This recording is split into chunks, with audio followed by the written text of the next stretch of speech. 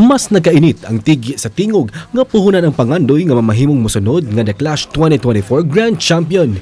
Siyam ka spot na lang ang nagpaabot sa mga clashers nga makasulod sa sunod nga round. Lakip sa mga naghinam-hinam nga makabot ang kadaugan ang mga sugboanong clashers nga sila Paul Rosa gikan sa Minglanilla, Cebu og si Melody Hudson nga taga Lapu-Lapu City, Cebu.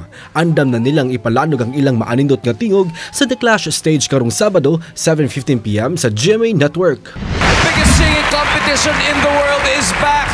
Samtang, ang tingog sa mga chikiting usab ang mamasin nga mapili sa upat ka mga coach nga sila Julian San Jose, Billy Crawford, SB19 member Pablo og si Stel. Baon ng pangandoy nga matabangan ng pamilya ug maila sa natad sa pagkanta.